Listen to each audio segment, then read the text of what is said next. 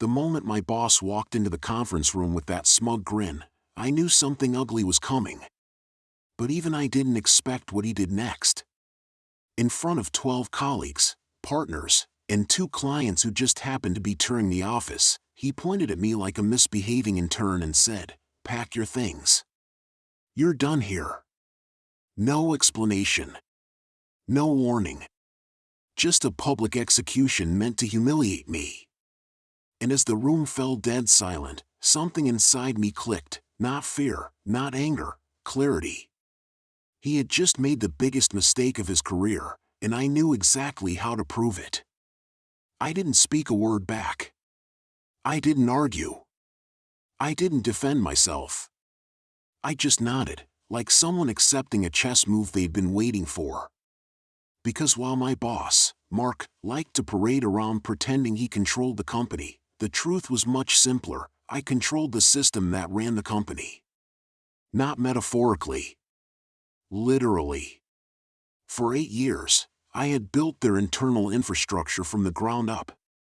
Servers, permissions, automated workflows, data pipelines, financial sync scripts, every single cog in the machine existed because I made it exist. And Mark? He didn't even know how to reset his own email password. So I walked out calmly, went straight to my desk, and looked around one last time. This place had drained my evenings, my weekends, my sanity. It had also given me a deep, intimate understanding of just how fragile an ungrateful company really is. My termination hadn't been processed yet. HR was still preparing the paperwork. And until that moment, my credentials were active, too active. Including the override key I kept only for genuine emergencies. Lucky for me, today qualified. I opened the admin console and watched years of carefully labeled systems populate in front of me. Finance. Operations. Contract management. Client portals. Compliance sync. Backup scheduling. Mark had gotten cocky over the years, making decisions without consulting the person who held this entire digital world together. He had no clue that the automation he bragged about in leadership meetings was essentially a series of delicate dominoes balanced on trust and me. One wrong move and everything would collapse. I didn't delete anything. I didn't sabotage maliciously. That would have been illegal, reckless, and beneath the standards I held myself to. Instead, I did what I was fully allowed to do as the system's architect. I froze everything. One switch flipped to maintenance mode, and the entire company halted like an engine choking on its own fumes. Payroll locked. Invoices paused. Client access suspended. Data queries disabled. Every workflow redirected to a single notification: system currently offline pending authorization from Chief Systems Engineer. My position. The one I held until HR formally removed me from the org chart. Which they hadn't. The first screen came from accounting. Then sales. Then operations. In under 5 minutes, the whole office sounded like a collapsing tower. Meetings stopped. People ran from desk to desk. Mark stormed out of his office, red-faced, shouting, "Get IT on the phone. Now!" Someone whispered, "IT is him," and I heard the panic spread like fire. I didn't stay to watch the meltdown. I simply placed my ID badge on my now empty desk, grabbed my coat, and walked toward the elevator. Behind me, the chaos grew louder: frantic typing, raised voices, the CFO yelling for emergency support. Then, over it all, Mark's voice cracked through the noise. "Where is he? Get him back in here." His voice wasn't commanding anymore. It was desperate. Outside the building, I sat on a bench, opened my personal phone, and waited. It took 7 minutes. Mark called. Not HR. Not legal. Mark. He tried to fake authority at first, demanding I fix the system immediately. Then he tried threats. then bargaining, and finally, the inevitable begging. I didn't raise my voice once. I calmly explained that I no longer worked there and had no legal responsibility to provide technical assistance. If he wanted my help, he could have HR retract the termination and schedule a meeting with the board to formally apologize for the public dismissal. He refused. Of course he did.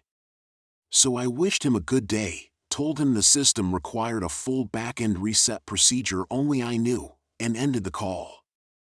By noon, the company had lost access to $2.8 million in active transactions. By the afternoon, several clients threatened termination due to unacceptable service outages. By 5 p.m., the board, not HR, called me. They didn't ask. They begged. Politely. I returned the next morning as a consultant, not an employee, under a contract I wrote. Triple my previous salary. Full immunity. Zero contact with Mark. And the first clause of that contract required Mark to attend the meeting where I restored the system, while sitting silently in the corner. He stared at the floor the entire time, pale, sweating, humiliated. A week later, he resigned. The company officially called it a leadership transition. I called it what it truly was: justice, quiet, calculated, and delivered with the same efficiency they fired me with. When the dust settled and Mark's resignation emails circulated through the company like a cautionary ghost story, something interesting happened. People who'd barely spoken more than polite greetings to me before started reaching out. Not just coworkers, department heads, longtime clients, even 2 board members privately sent notes thanking me for saving the company from a total meltdown. It was surreal. For years, I'd been invisible in the background, the guy who made the digital world spin seamlessly. Now, suddenly, everyone saw just how essential I'd been all along. But the real shift didn't arrive until 3 days later. The board invited me to a private meeting, not virtual, not in the big conference room, but in the founder's old office. A place only upper-tier executives entered. The room smelled faintly of old leather and cedar, the kind of place where decisions worth millions were made over quiet conversations and firm handshakes. When I walked in, the board members stood to greet me. Stood. For me. Something nobody in leadership had ever done in all my years at the company. They didn't waste time with small talk. The chairman slid a folder across the table. Inside was a full-time offer far beyond anything I'd ever imagined: executive-level compensation, equity, full control of the entire systems division, and veto authority over any technology-related decisions. I wasn't just being rehired. I was being elevated. But I didn't say yes. Not immediately. I'd learned something important in the past week: power only matters when you decide how to use it. I closed the folder and looked each board member in the eye. Then I said the one thing they didn't expect: I'll rebuild everything. But not under the old culture. Not under fear. Not under incompetence passing for leadership. If you want me back, I come with terms. They exchanged glances, the kind that silently weigh millions against instinct. I laid out my conditions clearly: no more family members fast-tracked into authority. No more public terminations. No more treating technical staff like disposable parts. Salary increases tied to actual contributions. And above all, no interference from executives who had no clue how systems worked. It was bold. Risky. Maybe even arrogant. But they agreed. Every single point. Apparently, watching a company nearly implode overnight had a way of inspiring sudden clarity. And when the contract was signed, when the system finally hummed back to life under my hands, something poetic happened. Employees from every floor spontaneously applauded as I walked through the office. Not because I was a hero, but because they realized the tyrant who'd cornered them for years was gone. And the one person he'd tried to humiliate had become the one person now protecting them. But my favorite part came a month later. During a quarterly meeting, the new interim CEO presented a slide titled, Operational Catastrophe, Root Cause Analysis. Mark's name, my former boss, sat at the center of a massive failure diagram. Policies he ignored. Warnings he dismissed. Training he skipped. Decisions he bulldozed through. The board wanted the truth documented for investors.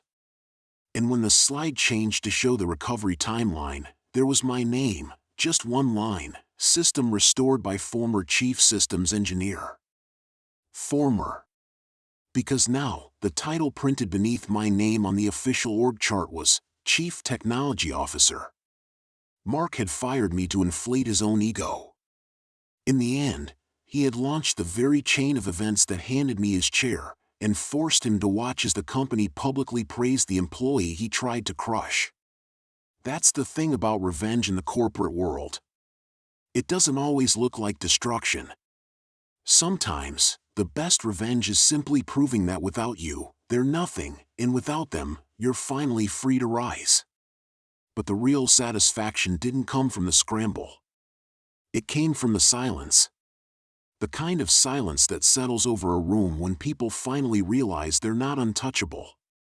When the consequences they've dodged for years finally catch up with them. When the person they treated like disposable suddenly becomes the one holding all the leverage. I watched them reboot machines, unplug servers, reconnect cables, restart routers, open and close applications like panicked interns who'd never seen a login screen before. The irony was almost poetic. The very systems they bragged they understood better than me were now holding them hostage. Two managers argued in whispers that grew into shouts.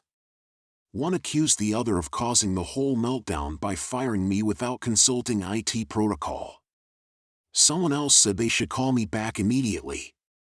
The HR rep, who had stood smugly beside my boss during my public firing, now paced in tight circles, mumbling that this could qualify as operational sabotage.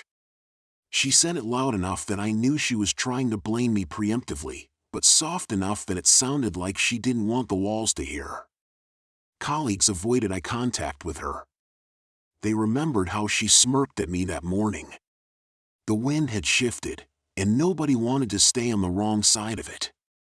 Meanwhile, I sat across the street in the cafe, sipping my coffee and watching the chaos unfold through giant glass windows that made their office look like a fish tank of dysfunction. They didn't know it, but they were already too late. I hadn't sabotaged anything. I had simply revoked my admin-level access, something any responsible IT professional would do the moment they are terminated to protect security. The system froze automatically because they never bothered to document passwords, update credentials, or train anyone else. I didn't break protocol. I followed it. They were the ones who'd been skating on my competence. By noon, word had traveled up the chain. 2 clients emailed directly to ask why system reports weren't delivered. One of the largest hinted at reconsidering their contract. That panic hit harder than any server crash ever could. And then, finally, the call came. Not from HR. Not from my boss. From the COO. His voice was polite, overly measured, the tone of a man who just realized a necessary cog in his machine had walked away. He asked if I could assist with restoring operations, and implied they'd be willing to revisit the way things ended this morning. Meaning, they wanted me back long enough to bail them out. Meaning, the consequences had landed exactly where they should. I smiled into my cup. I told him the truth, that I was unavailable, that my contract had ended the moment I was fired, and that any further assistance would need to go through a paid consultancy agreement at triple my former hourly rate. With no guarantee of availability. The pause on the other end spoke louder than his eventual understood. I hung up. Across the street, I watched the COO walk into the office, face tight, jaw clenched. Someone was about to get shredded behind closed doors, And for once, it wasn't me. I finished my coffee. There's a certain freedom in knowing you didn't get revenge out of malice. You simply let the house of cards collapse without holding it up anymore. And as I stood, stretched, and walked away, I knew they would remember that morning far longer than I ever would. I didn't bring the company down. I just stopped saving them. By the next day, the fallout had already started to spread. My phone buzzed with quiet messages from former teammates, not gossip, but relief. People who had watched that public firing unfold like a staged humiliation finally felt safe enough to admit they were shocked. Some apologized for not stepping in, others confessed they had been praying for my exit long before I ever considered leaving. A few admitted that if the system crash hadn't happened, nobody at the top would have realized how fragile things really were. I didn't blame any of them. They were surviving. I had been too, until survival stopped being worth the bruises. Around noon, I scrolled through the company's website out of curiosity. Parts of the client portal were still offline. The status page was flashing yellow warnings. Someone had posted a generic technical difficulties banner, the corporate equivalent of slapping duct tape on a sinking ship. I had to laugh. They never realized how much invisible work went into keeping their world running smoothly. Work they took for granted. Work they publicly dismissed, right before they kicked me out in front of 12 stunned people. Sometimes the universe doesn't even have to lift a finger. It just stops protecting fools from themselves. Late afternoon, another email came, this time from a senior client I had personally handled for years. They asked if I was still available as an independent consultant because they preferred working with me over anyone else on the company's tech team. Subtle, but devastating. I replied professionally, but the satisfaction curled warm in my chest. By evening, a colleague sent me a blurry photo taken through the office glass. The bosses were in a tense meeting, heads down, papers everywhere, faces pale. Apparently, the COO had discovered that the person who fired me publicly had also ignored multiple internal warnings about operational dependency and single point of failure risk. Not from me, from the auditors last year. She'd brushed it off because she thought I made her look incompetent and she wanted me out. Well, she got her wish. And the consequences that came with it. The irony, again, was perfect. I wasn't rooting for the company to collapse. But I wasn't rushing in to save them either. They had burned that bridge with fireworks and applause. If they wanted a hero, they should have kept one. That night, I closed my laptop, leaned back, and exhaled for the first time in months. Not out of vindictiveness, but peace. The kind of peace that comes when you finally stop pouring your whole self into a place that only valued you when you cleaned up their messes in the dark. For once, the chaos wasn't mine to solve. And honestly, it felt better than revenge ever could. 2 days later, my inbox lit up with a message I didn't expect, a formal inquiry from corporate legal. Not a threat, a request. They wanted to discuss the circumstances of my termination and explore possible remediation options. Translation: they were scrambling. Someone higher up had finally asked the lethal question every dysfunctional company avoids until it's too late: who authorized this decision? And suddenly no one wanted their fingerprints on it. Word traveled fast. Apparently, after the system freeze dragged on longer than they admitted publicly, the board demanded a detailed incident timeline. That timeline painted one leader's bright red mistake in fluorescent ink: the manager who fired me, publicly, loudly, and smugly, without realizing I was the only one who understood how the back-end architecture actually worked. In meetings, she apparently tried to blame me: non-compliance, attitude issues, performance concerns. But then HR pulled my personnel file. Clean. Perfect. Commendations, cross-department praise, successful audits, client appreciation records, all in black and white. The lie collapsed so quickly I almost felt sorry for her. Almost.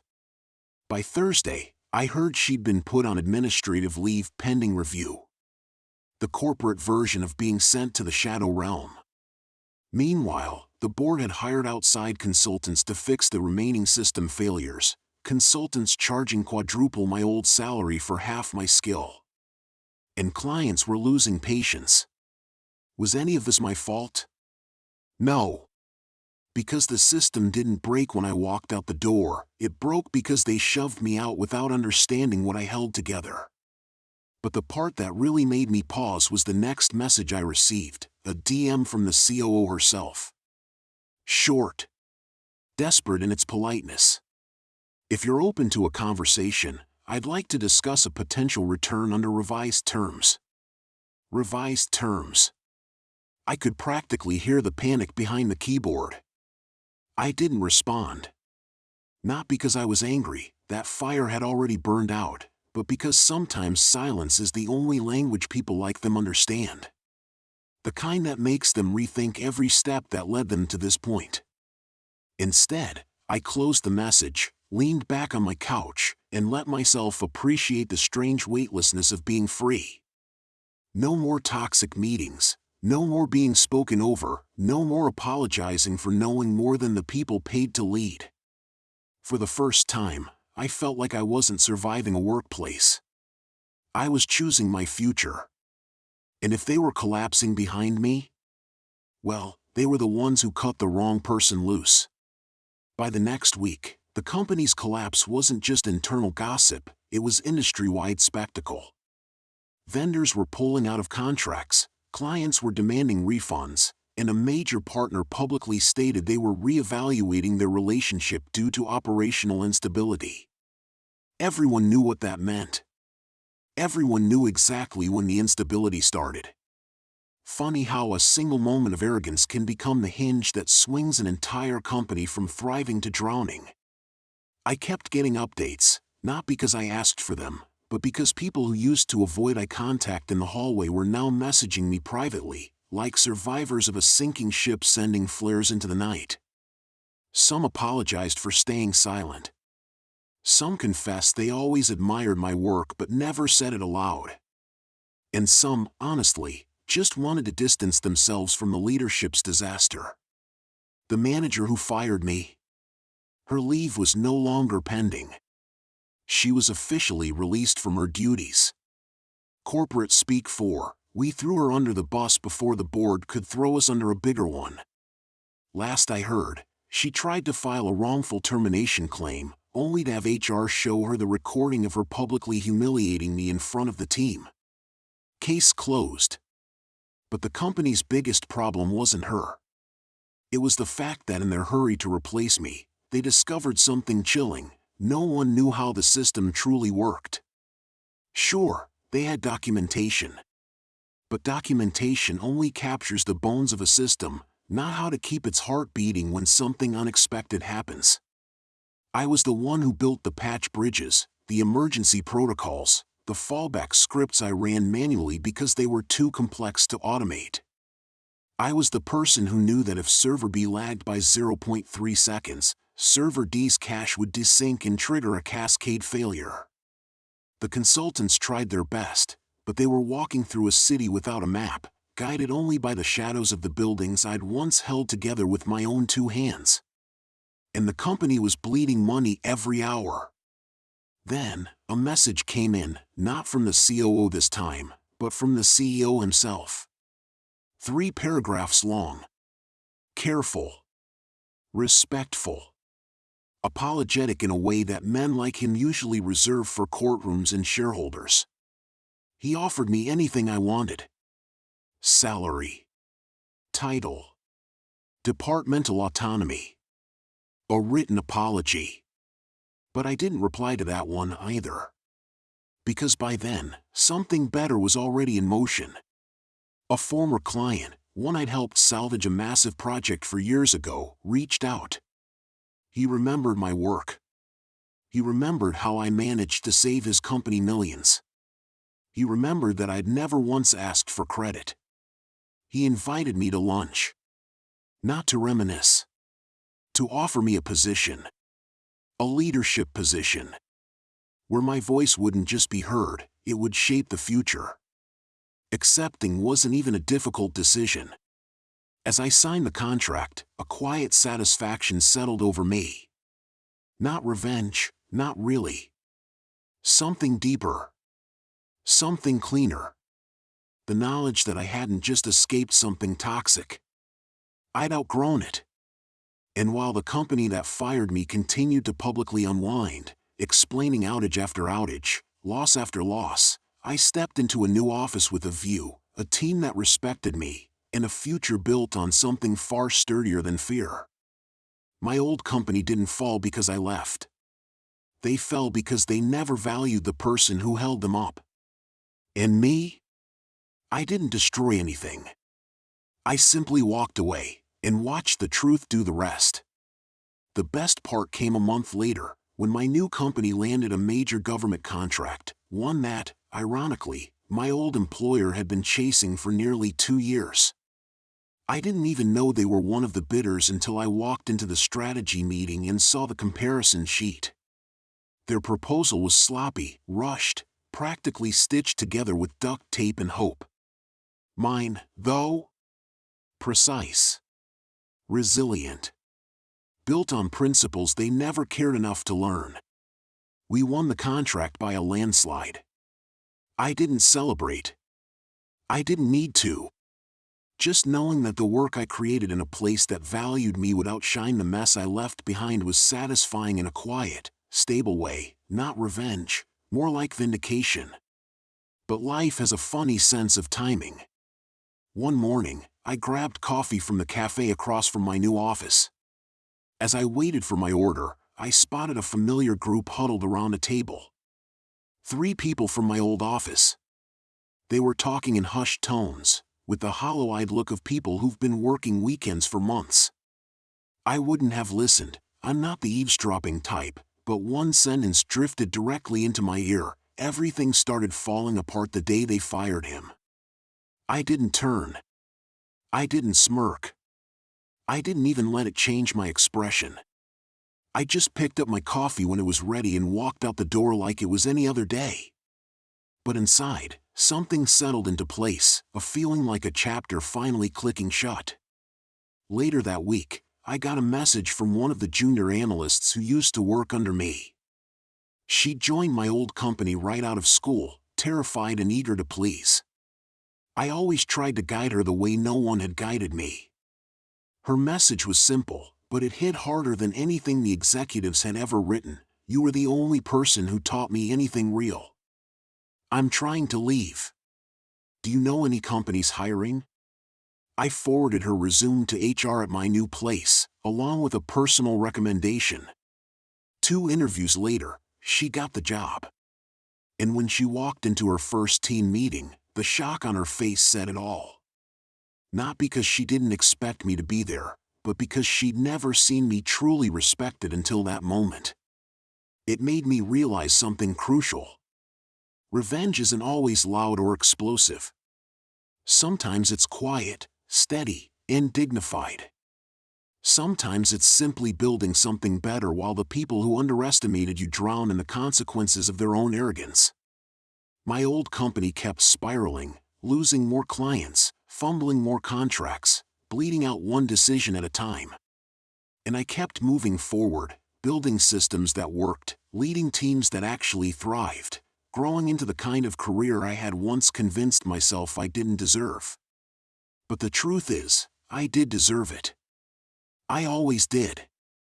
And all it took was one public humiliation, one impulsive, reckless termination, to push me into the life I should have had all along. They fired me publicly. But in the end, I rebuilt myself privately, and the whole world saw the difference. In the end, getting fired became the greatest favor they ever accidentally did for me. They thought stripping me of my badge, humiliating me in front of 12 colleagues, and tossing me out like I was nothing would break me. Instead, it broke them. Their systems collapsed, their clients walked, and their leadership was exposed for the hollow circus it always was. Meanwhile, I rebuilt my career on my own terms, surrounded by people who actually understood my value instead of punishing me for it. That's the part they never understood. You can replace an employee, but you can't replace the person who keeps your entire operation standing. They fired me, sure. But I'm the one who walked away stronger, and they're the ones still trying to recover from the moment they shoved the wrong man out the door.